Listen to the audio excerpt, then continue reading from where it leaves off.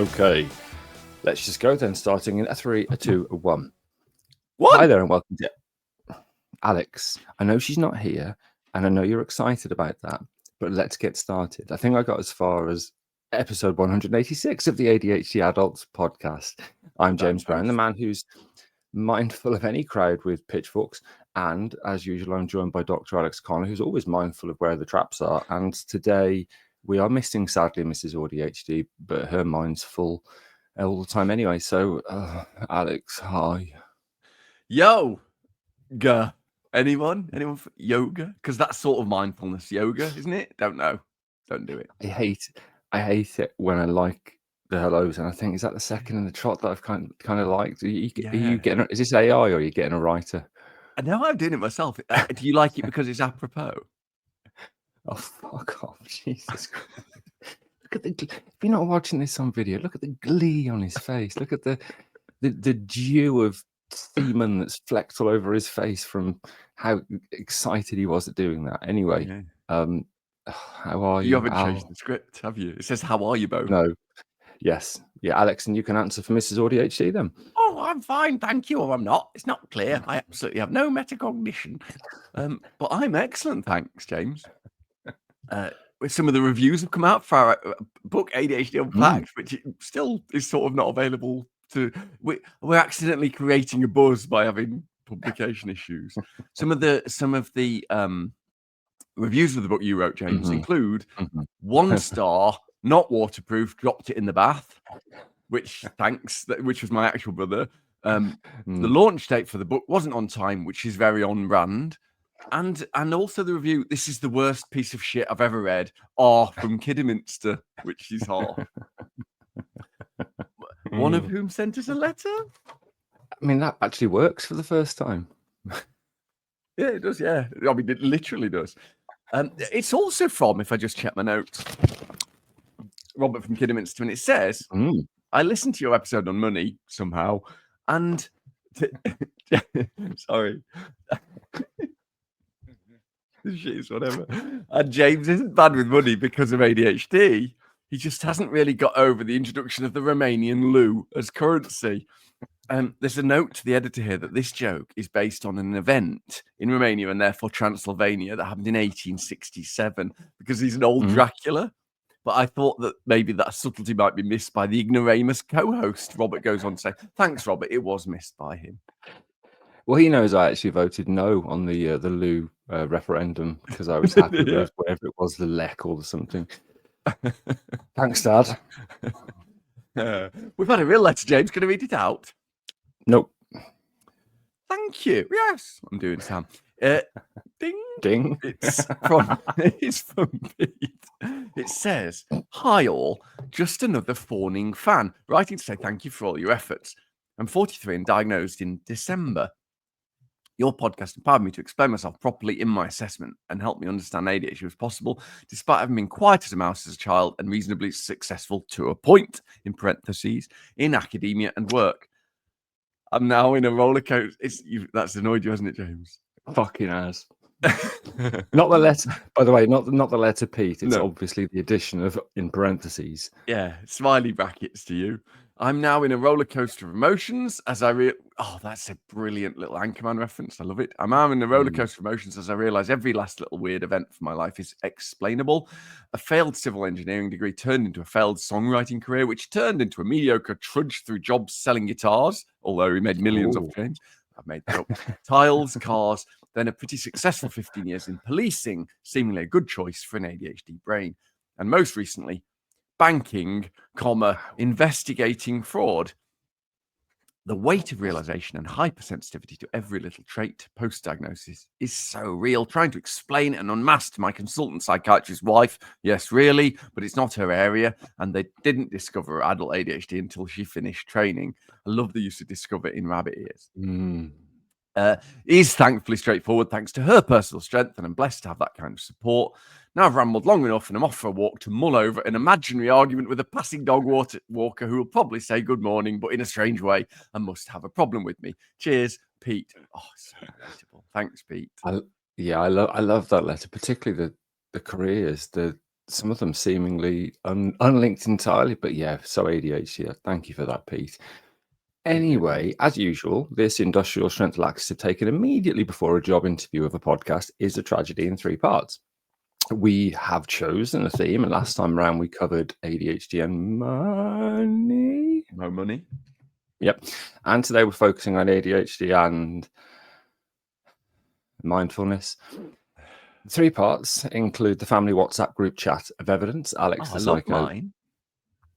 Education Monkey, Hello. delivering the science behind the topic, our personal reflections on ADHD and mindfulness, mine will be short, and then we'll clumsily answer the questions that you, not us, you, some of you, not all of you, a few of you may have sent in at some point in the past or just now. We're not sure. No, it's not us. That's the main thing. Yeah. So, Alex, everyone knows, and the main reason I know this is because they always fucking tell me that you champion peaceful fucking wildness, which sounds a bit like mindfulness to me. Go. It is, yeah. So mindfulness is a load of old nonsense for people who don't want to pull themselves together. James, have you been at the script again? No, it isn't. And he knows this. Mindfulness is a wanky LA word. James, it's been right. Actually, it is a wanky word, isn't it? Mindfulness. It's a wanky word for something that is normal and useful, which is giving yourself a little bit of time to pay attention to right now, to the present moment, non-judgmentally. There's going to be a lot of vomiting in this episode, not literally, for those of you with sensory issues. Like wanky word klaxon we need, James. Mindfulness, it means noticing what your thoughts are and what your feelings are and what your surroundings are without getting caught up in them. Okay, good luck. It's a bit of a buzzword, isn't it, mindfulness? Yet, few people, I think, really know its meanings and origins, although the clue is in the name, to be fair. People have done this idea for thousands of years in various forms. It's in all the Bibles, and the Quran is Kushu, I think. I don't know how to pronounce it, but it's largely and probably associated with Buddhism initially. Everyone wants a piece of it. It is central to Buddhists, aimed to seek wisdom from expanding your awareness, developing compassion for everything. But in recent decades, it's been studied in psychology and neuroscience as a genuine evidence-based way to improve mental health and attention regulation. It's not going to make us normal, though. You can't mindfulness your ADHD away. Other podcasts. Is that the title of the next book? Mindfulness your ADHD away. Yeah, it is. That's exactly what it is. Pull yourself together, it's called. So mindfulness has been described by wanky people as a shift in perspective and a detachment to sensations and thought, allowing one to accept rather than avoid unpleasant sensations and thoughts. Ugh. Similarly, if you're thinking about the uncertain future, it is by definition uncertain, and ruminating about the past and dwelling on the past, this definitely doesn't help anyone. It leads to anxiety or stress and can contribute to unhealthy coping mechanisms, including masking. So the practice of mindfulness is aimed at developing and maintaining a non-judgmental view of our experience, whether that's the experience around us or our internal experience, thoughts, emotions, actions, or sights and sounds or whatever, all of it really. One of the most well-known clinical mindfulness-based approaches is mindfulness-based cognitive therapy, MBCT. And that has been shown to help with anxiety, depression, and more recently ADHD, James. Do we need to have like an editorial meeting where we discuss whether or not there's any point in the bit where I say, but what about ADHD, and you do the Brummie and we may as well dispense with it. So carry on, sir. There's a grown-up talking. For many of us, the idea of sitting still and meditating sounds like awful, impossible, either somewhere between awful, worst thing ever, and just literally not possible. So why should people with ADHD care about mindfulness? Well, as we've just hinted at, it might be doable in an ADHD context. It might be a powerful tool for managing ADHD symptoms. Such as? Okay, I'm getting to that. I was taking a breath. Let's look at attention and focus. There's a meta-analysis, and that's, as James always bangs on about, important to know, that's when somebody statistically looks at all the other papers and not just says what the summation of data is, but which one's probably more accurate and more useful to learn from. And when you look at attention and focus, a meta-analysis, 2018, suggested that mindfulness training improved attention and executive function, specifically in ADHD people. And ADHD involves difficulties with the executive function for all of us, probably, some of them. If we practice mindfulness, helping strengthen those skills is a real possibility over time. A separate review on the neuroscience of mindfulness, it's a proposition that the mechanism of mindfulness meditation is a process of enhancing our self-regulation, the brain's self-regulation, which is attention, emotional regulation, self-awareness. And that is essentially what ADHD is. It's a neuroscientific problem with our self-regulation. For not only that, but for the major part. Look at impulsiveness. At its core, mindfulness can help people pause before reacting. And that's a huge thing. If you've got impulsiveness, trying anything that will reduce that immediate. I'm not having this. This is 2 episodes now on the trot where you've been saying impulsiveness.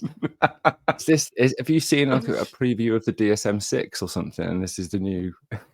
Part of it is because we've written a whole book on it, and I had to go through and edit because we switch between impulsiveness and impulsivity about 3 billion times, and I still have no feel for which one's even a word. You know, are they both words? Don't know. I like it. I like it anyway. Sadly, just try it. Try some ADHD friendly. We'll come to this in a bit. Mindfulness. For your impulsivity, it might, for example, allow you to pause before buying yet another guitar pedal or guitar, for example. A review published in the Journal of Attention Disorders say you don't need it, James. Put it down. No, it didn't. It found that mindfulness reduced impulsivity and emotional reactivity in adults with ADHD, which is a form of emotional impulsivity, isn't it? I like that. Emotional dysregulation. The study that Sorry, James. The study that shouted you don't need to buy it, James, was in the Journal of Guitar Purchasing. It's a very lesser known journal, but there was a whole editorial on it, Al. I tried to get into there, but they said consider publishing in our sister paper, Guitar Pedals Purchasing. That's a really academic joke, isn't it? It's fucking brilliant. Niche. If you're an academic and you write a paper and you send it off to Nature, they write back to you and say, "Oh no, we haven't accepted you, but if you pay us £1,000, we'll publish in our sister journal that no one's ever heard of bullshit cheap science." And you're grateful. You have to thank them. The worst. Many adults with ADHD also have to deal with stress, anxiety, and overthinking, and listening to this bullshit. I've added that.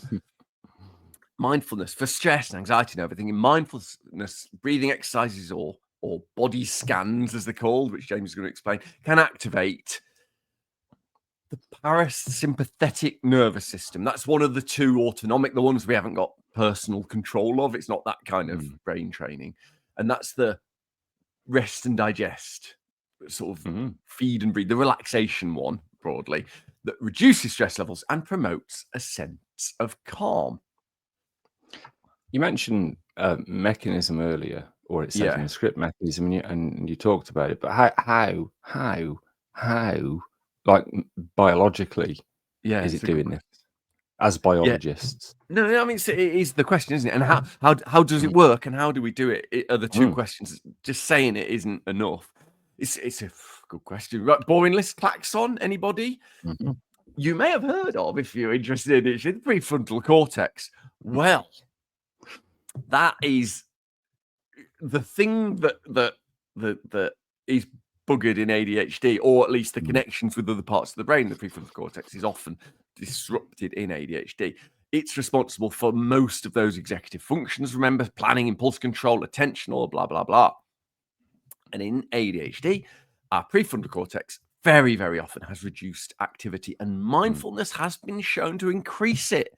To increase prefrontal cortex activity, 1, And 2, changes in the default mode network, DMN. The daemon network is that one for non-goals, non-goal orientated thoughts, sort of relaxation thoughts, reflection.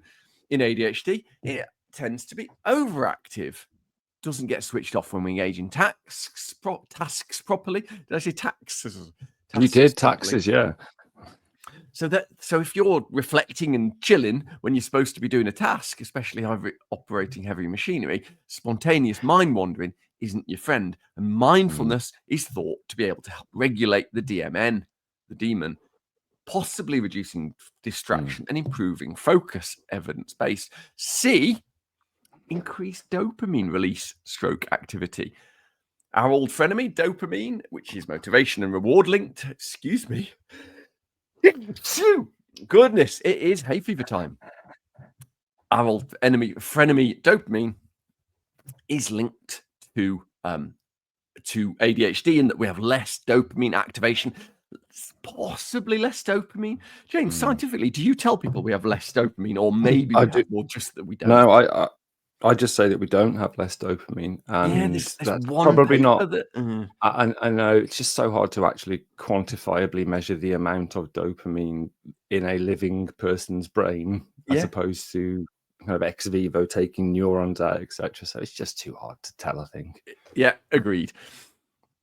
Mindfulness can increase dopamine availability in the synapse, and that may and probably does improve focus and mood. So loads of things.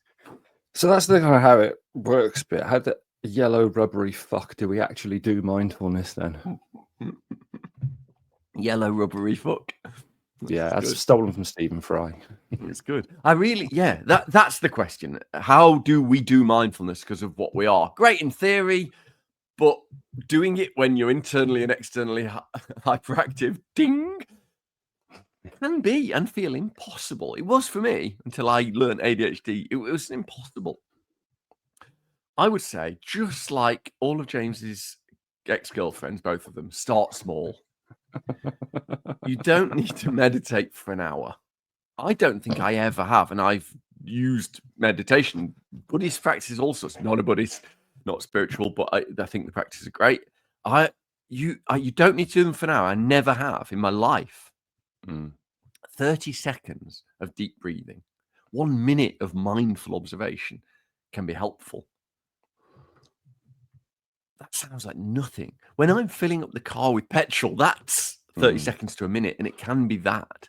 You can try movement-based mindfulness. You can do something that is designed to be mindful, like Tai Chi, which I've done, yoga, which I've done. I was joking earlier about yoga. I do both of those things. Even mindful walking, it doesn't have to be one of the sort of mysticky ones, although they are cool and make you look good. Just walking can be easier for our brains to do mindfulness than trying to sit still. It's a bit like those people with ADHD who need music on to work, whereas some people with ADHD can't bear music on because it's so distracting. Some people, it quietens the internal noise. I'm one of them. There are guided mindfulness exercises, some great ones. Some of them are even free online. There's some not free ones. We're not in the pocket of big yoga, but some of these apps you'll have heard of: Headspace, Insight Timer, Calm. We are definitely. What's really weird is I forgot that we'd written in the script we're not in the pocket of big headspace. Because they keep rejecting our emails to me. Yeah. And finally, you'll be glad to hear you can try to incorporate ADHD-friendly anchors. I said anchors, James. Fidget toys help me. Background music helps me. Nature sounds helps a lot. Whatever works for you. If you like silence to do mindfulness, then that's what works for you. Then there are no rules. My brother can't have the radio on while he's working. I have to have it, but I don't hear it. So it is individual. Anything you can do to help you stay present for a relatively short period of time is good, rather than zoning out. That's the key to this. We're going to give you some examples after. We are. I would say thank you for that, but obviously I don't care about anything you've ever done. We'll take a very short break and we'll be back to talk about how I can't do mindfulness. See you in a bit. You haven't Bye-bye. tried. No, that's my bit. Alex, hi. right. What's up? Hello, governor. Welcome back to 186 episodes of the ADHD Adults podcast. Listen, all of now them. I know originally that it would be Sam that would be introducing this part, and we've changed it to you, but you've Mrs AuDHD'd that, haven't you? In this one, we are going ADHD and Mindfulness, part 2, personal reflections. James, go. Amazing.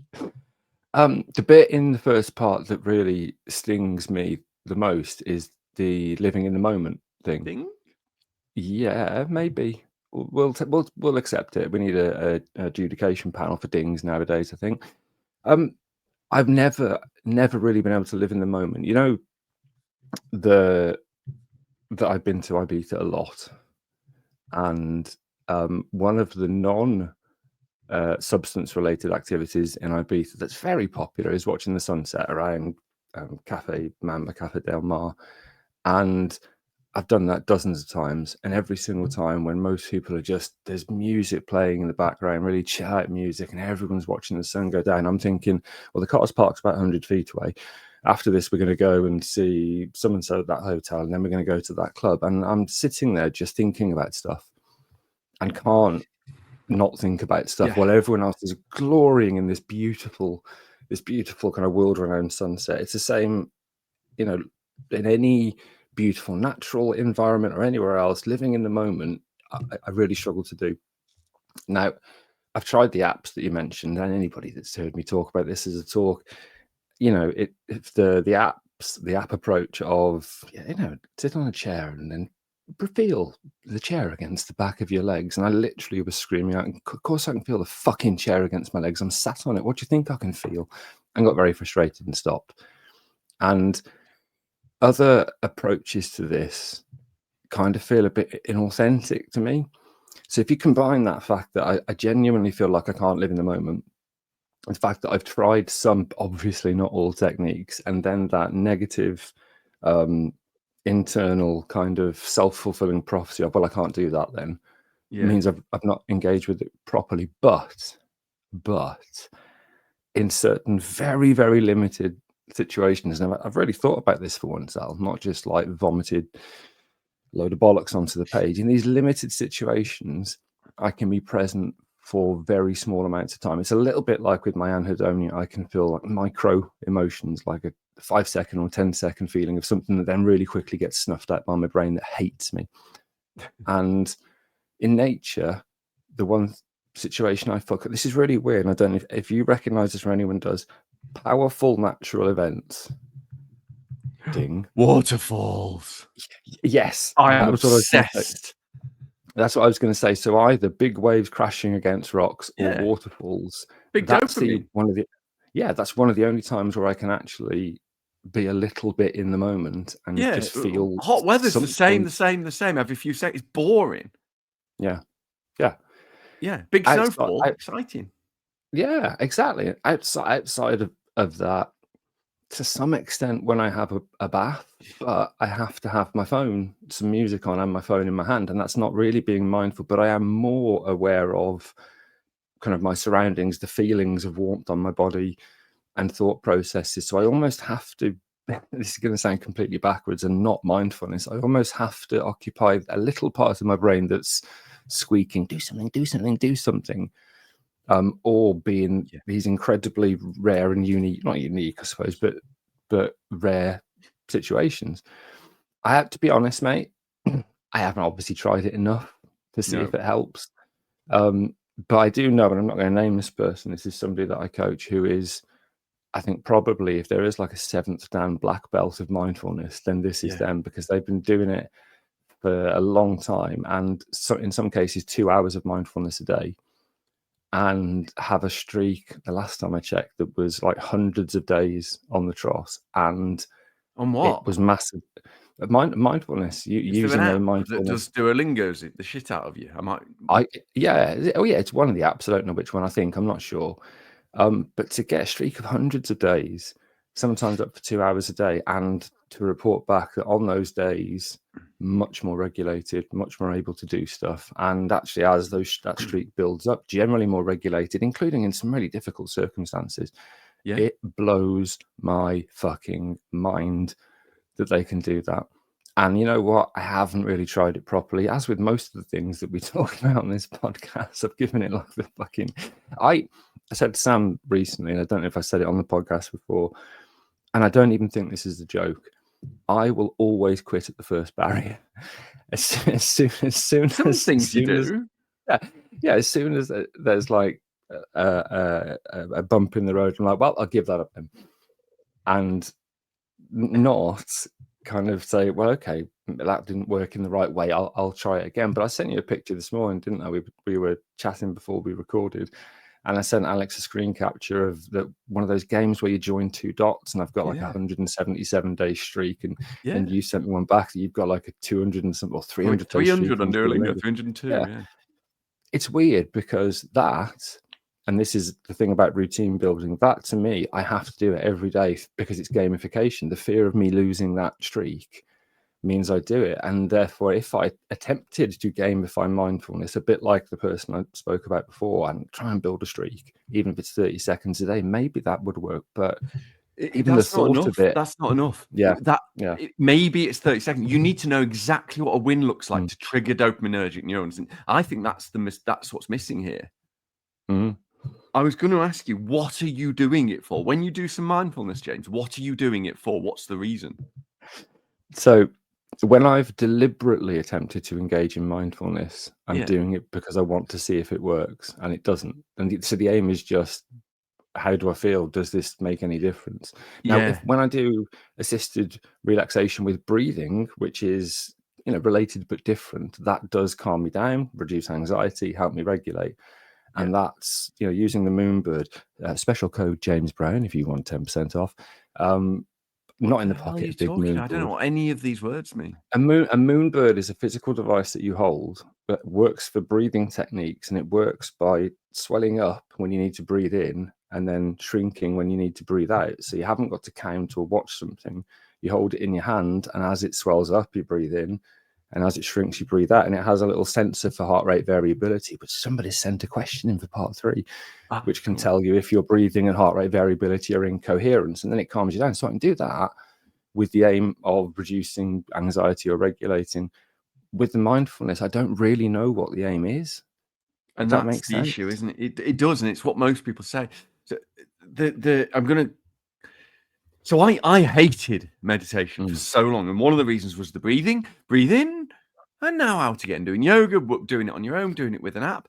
And I was getting out of breath. I was confused. Their breathing didn't match my needs, and I found it really destabilizing. I used to panic a bit. I'm holding my breath for too long, and I didn't get any of it. And it doesn't really matter.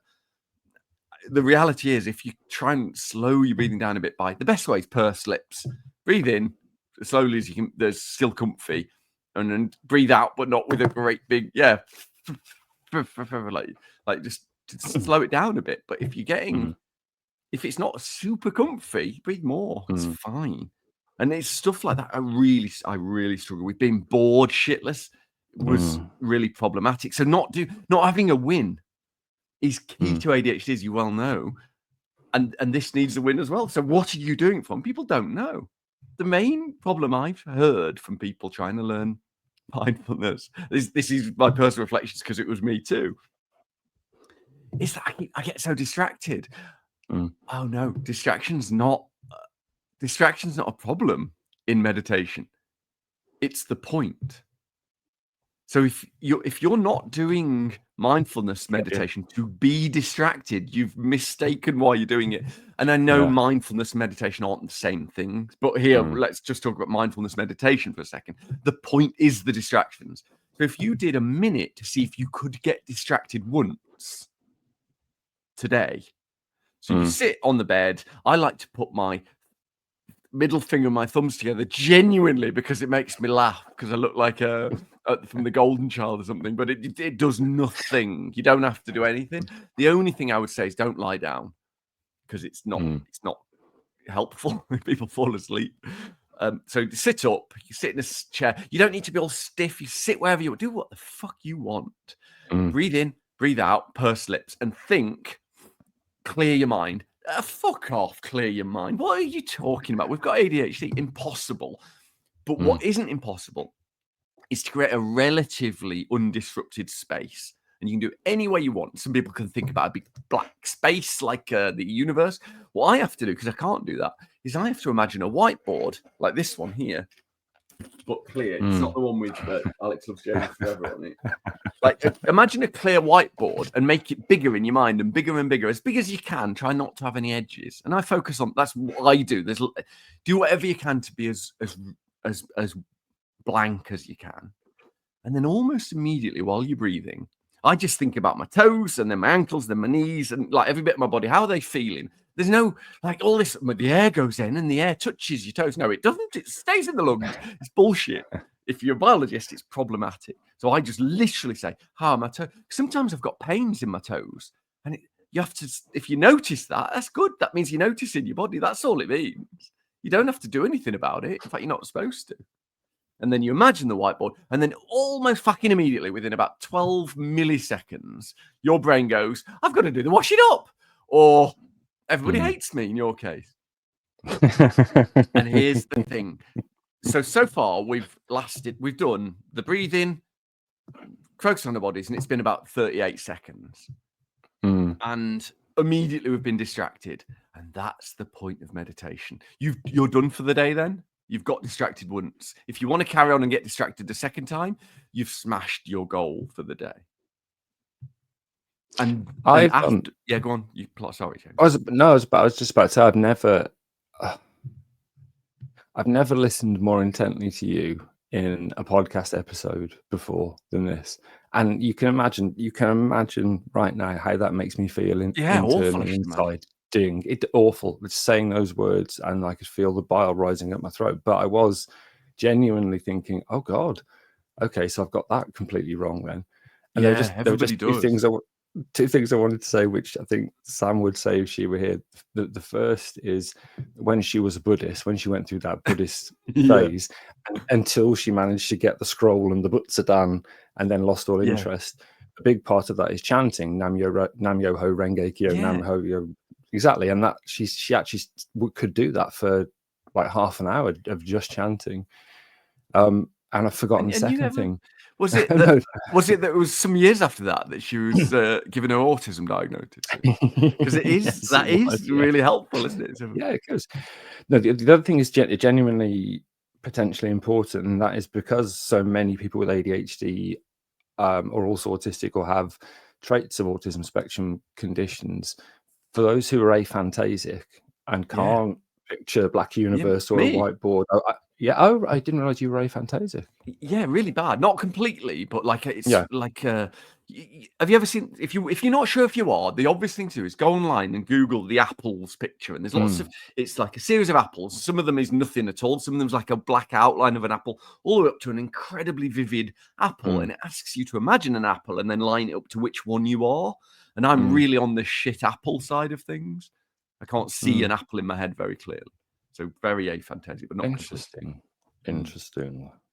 Yeah, so I have to look at a whiteboard to remember what one looks like in my head, and then to kind of make a white. It's really shit. It's a really shit view, but it's not about being perfect. This fundamentally important. It's about how can I be as clean in my mind as possible in order to allow a distraction in. The distraction is the point. As soon as you understand that, mindfulness becomes much easier. So being aware of your surroundings. I'm really sorry. This is a wanky thing to say, but if you've got anything around you where you can take your socks off and go and stand on grass, it will help. It's the worst thing I've ever said. Oh no, this second one is the worst thing. There's a book. I learned how to breathe mindfully with this book here, cut by Stephen Batchelor, who's a Buddhist monk, called Buddhism Without Beliefs, for people like me that wanted to be part of the Buddhist world without any spirituality whatsoever, and I still haven't. But it's really helpful for me. You realise now, based on me talking about Moonbird and you mentioning that book, I now have to click the button for promotional material when we upload shit. this to Spotify or YouTube.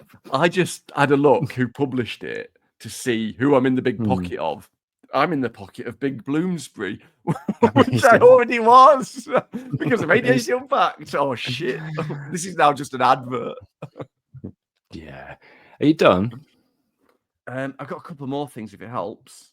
Yeah, go on. If you're going to plan to do some, make sure it's winnable, as in one distraction, but plan in advance when, where, how long for. Ding. Because it's a task. Even if you like it, and I love doing it, it's a task, which means if I don't plan it, it ain't happening. So, yeah, that's really it, I think. I also see life through a screen like you, James. It feels like that my whole life. I didn't know this was unusual till relatively recently. I've never been in the moment properly. I am a little bit sometimes, but very rarely without stimulant, like without drugs and alcohol, essentially. Yeah. Do you remember Simon Amstel's bit on his stand-up years ago where he was running down the street with all his friends in London on a night out on a Friday, and they've all got their arms running around, and Simon Amstel said his brain was saying, am I doing it? Is this it? Is this what you're supposed to be doing? And it was so resonant with me. I often wonder about his neurodivergent status because it was exactly how I feel all the time. Yeah. And meditation helps a little bit with that. That's it. No time for the game, was that? No, there is, and I'm enjoying it because I can't really criticize anything that you've said. So obviously, my whole identity is in crisis now. But let's see if we can get it back with the game. So, as you know, Alex and I are both pretend professors at Aston University. But because I live in the UK as part of my pretend professorship, I have to go in and teach occasionally. Alex, you lucky fucker. Yeah, and I did this a few weeks ago, and because it's been 2 years since I've taught there, hated the tech in all the rooms. I wasn't really conversant with it, and teaching session went well. But during the break after the first hour, I thought I'll go for a piss, and the toilet's it's quite a walk away. And as I was walking along, I heard a ridiculously loud beeping, and didn't deal with it. So what the question is kind of, what was it and why didn't I deal with it? So the first was it a fire alarm? And I'd either forgotten what it sounded like or they've changed the noise for a fire alarm.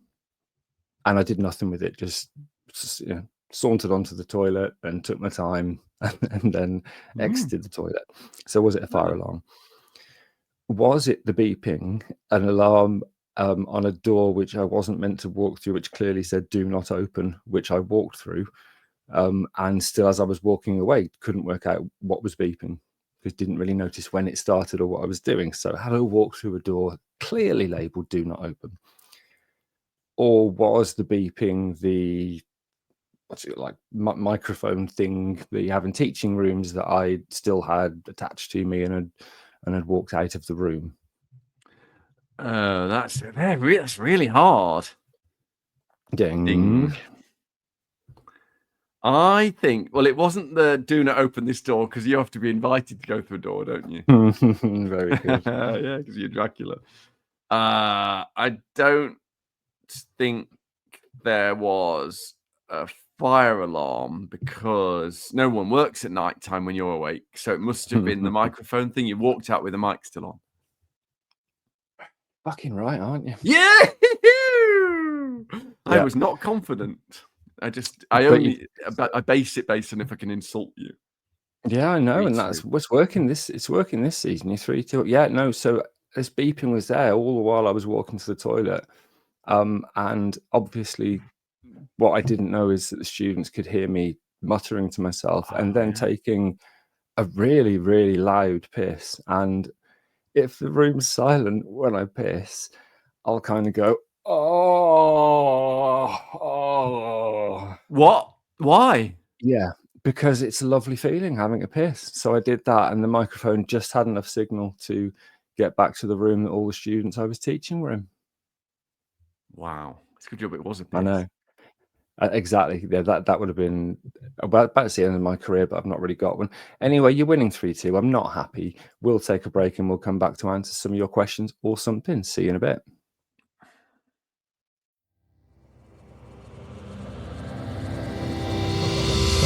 Long trumpet. Welcome back to 186 episodes of the ADHD Adults, Part 3, where we're talking about ADHD and mindfulness. As always, Part 3, some people have written questions in, but we read out their questions as if by proxy. Yes.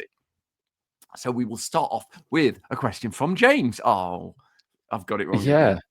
Yeah, and so have I, because I've left Sam's name in the script. So I'm not going to do a voice because that didn't work in the monologue. Oh, shit, we're going to have to do a monologue as well. Anyway, this is from Emily in New Zealand. And she writes, I think I have a question about working memory, but it could be about visual processing or even sensory overload or something else. I really don't know. And I'm hoping you can untangle it a little bit. My 17-year-old daughter has been recently diagnosed with severe inattentive ADHD and struggles when watching movies and TV shows. She finds it very difficult to keep track of the plot, so needs constant pauses for explanations. God, if Sam was here, she would be shaking her head because I do this all the time with her and it really fucks her off. And about what's going on and why. She misses plot inferences and references and character actions and motivations, although she's a highly emotionally intelligent person. Interestingly, she also struggles to read applied maths and chemistry problems for school, and when she reads novels, she reads them in real time in her head, so it takes ages to finish and often gives up when she gets bored. We know that she's easily overwhelmed by sensory stuff, and movies in the cinema can be, too much with the screen and the surround sound, etc.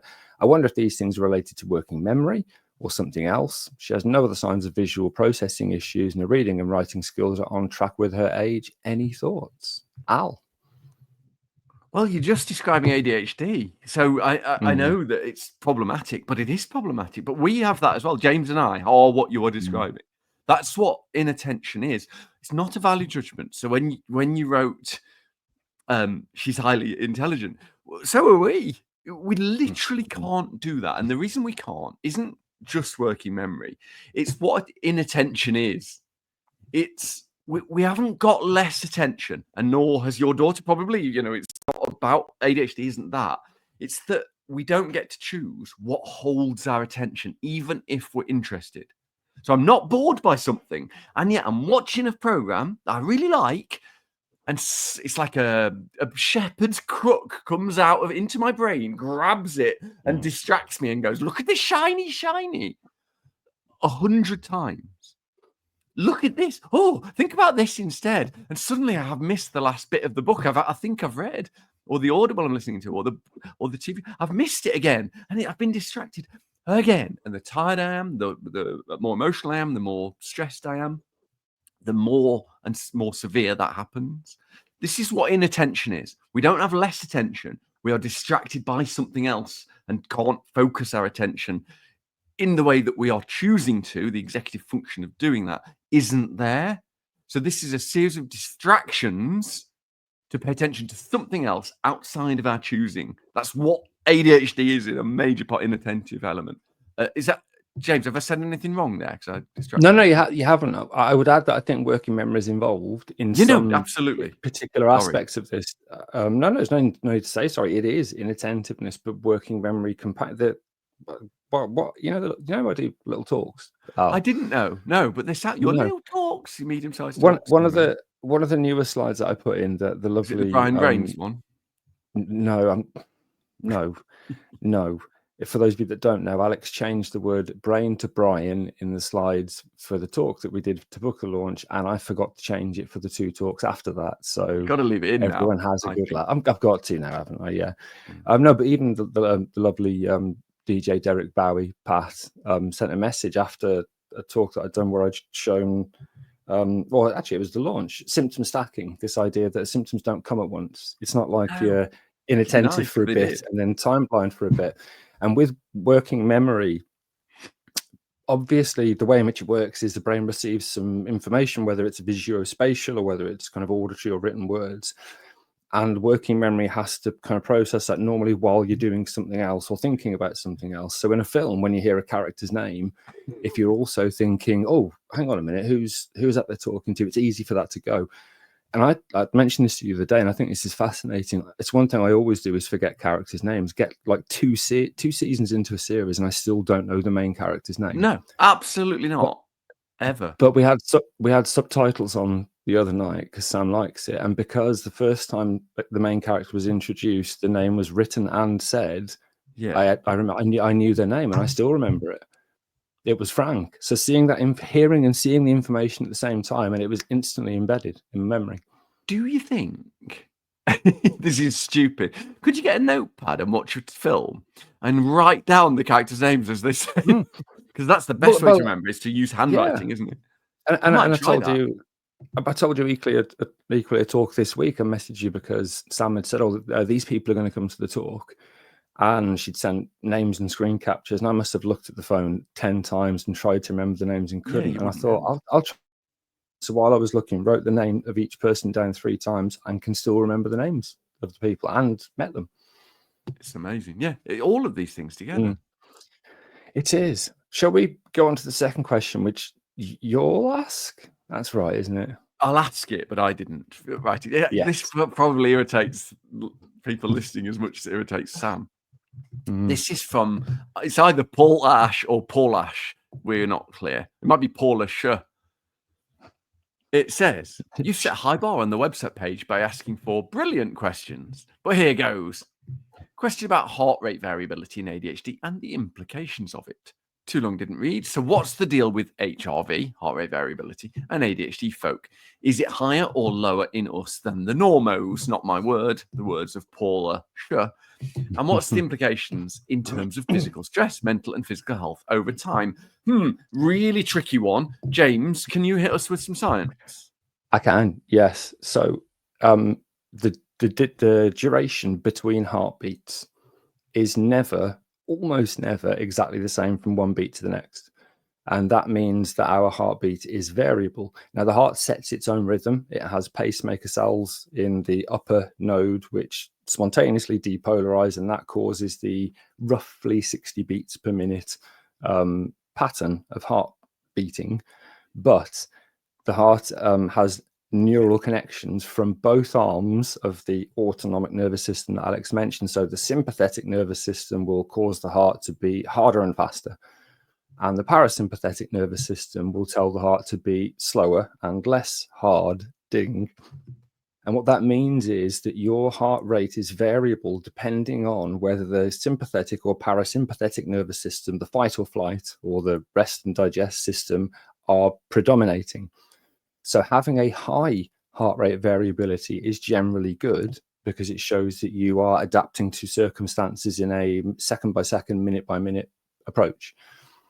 It's a measure of, this autonomic nervous system's ability to adapt to the different physiological changes that we have.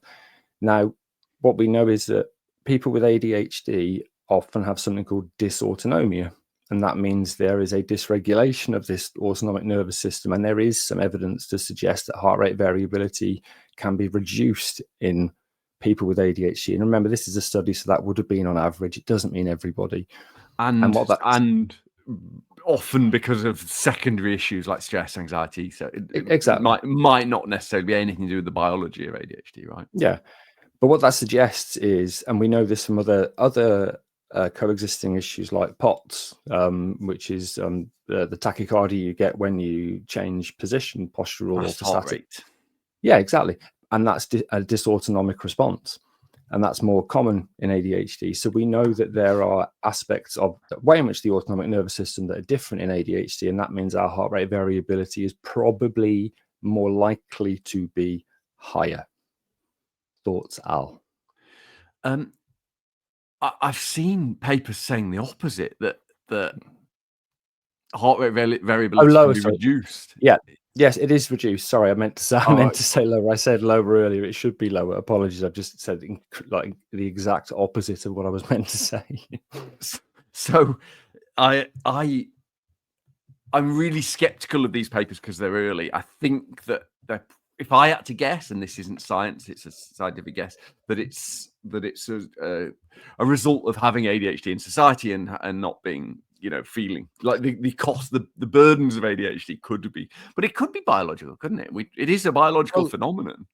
Yeah. Well, if you look at where the inputs around parasympathetic and sympathetic are higher level brain areas that perceive stressful events or uncertainty and then activate the parasympathetic and sympathetic nervous system. And because people with ADHD are generally more likely to be in a stress condition or to have issues with the uncertainty of the future. It's probably the way in which we respond to those things that then leads to more sympathetic innovation and less heart rate variability, if that makes sense.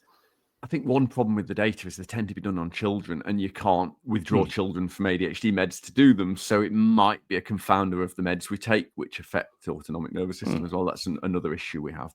And there's not a lot you can do about it right now, is there? It doesn't. No. There's no consequence of knowing this. It's just interesting biology.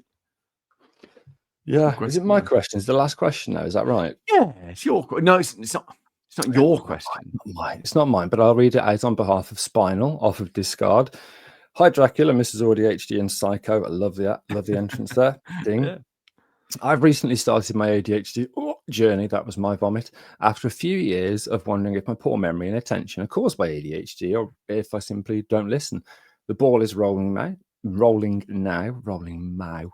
and my GP has referred me for an assessment. Your podcast has been a great help in navigating some of the information out there. Thank you! Exclamation marks. What Alex normally does. After listening to the show nonstop, I finally caught up and now have a question. I don't have a lot of the symptoms that others have and seem to mostly be inattentive. With a light sprinkle of I have to get up and go somewhere. I was reading a bit about concentration deficit disorder, but couldn't find much information. Is this just a subset of ADHD or a different condition? Thanks, guys, and keep up the good work. Alex? Yeah, it's a good question. I mean, you're more the medical person than me. That's ridiculous. I know, as a literal professor of medical biology, but you are. So it's not a thing, is it? Is it a thing, like proper thing? It's not a DSM thing, so it's not a diagnosis. Like RSD, isn't it? Yeah, and we've talked about it, I think, in an earlier episode in another form, and that's sluggish cognitive tempo. Yeah. If you look, there are a number of not medically approved conditions or syndromes or disorders which all look a bit like ADHD, and this is one of them. And what I find most interesting about it is that Russell Barkley, all hail, he loves it. Has actually, he's advocated it for being a separate diagnosis from ADHD. Now, my opinion, based on what I know about ADHD, is that it probably doesn't exist, and it probably is inattentive type ADHD. You mean concentration deficit disorder here? Yeah, concentration deficit disorder. Yeah, is inattentive ADHD of a certain flavour, and this is what it is, isn't it? I don't see the difference, really. Yeah, and this is the fundamental point, and we keep making this. We are diverse as a divergent group. So even purely inattentive presentation ADHD adults will have slightly different symptoms, and it will present in slightly different ways. And therefore, I don't kind of subscribe to some of these ADHD-like non-official conditions and disorders. And I might be wrong. It might be that in 20 years' time, we find out that ADHD has 20 different subtypes or subflavors, and they're all slightly different. But for now, I just think it's inattentive ADHD. I think what you're describing,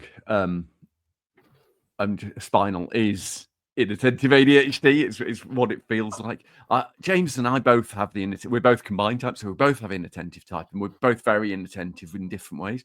But James can go to the cinema, whereas I can go to the opera, and that sounds ridiculous because I cannot enjoy the cinema. And it isn't just because I'm fancy, but the idea that I could enjoy the opera seemed ridiculous. But for some reason, I find I'm able to be distracted by it, or I can focus on it for a bit longer than I can focus on other things. There's no rules here. It's just that our attention is far, far less focused, way outside of typical parameters for things, and there's no rules. So if other people's symptoms aren't yours, that's all we know. If you've been referred and you acknowledge these things and the psychiatrist says you're ADHD, you have to just accept that and then look for what you do now. It almost doesn't matter. I think that's the important bit. I definitely want to split ADHD up, though, into the superpower ADHD and then whatever I've got, and I don't mind changing the name. I'll have not ADHD, but mine is the one you can't exercise it away. That's the one. It might be ADHD and ADHD. Like a condition and disorder, or phenotype and disorder. But yeah, you're right. If you're ADHD, in the difference, ADHD.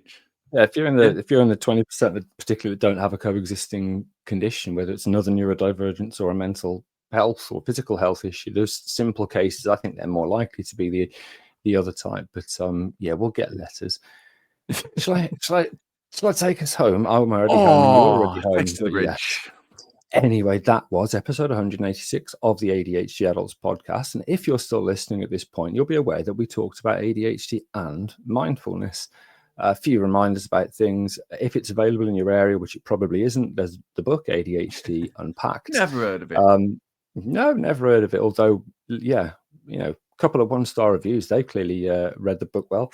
It says the book launch, which now happened 2 weeks ago, and by the time this comes out, 4 weeks ago. So ignore that bit.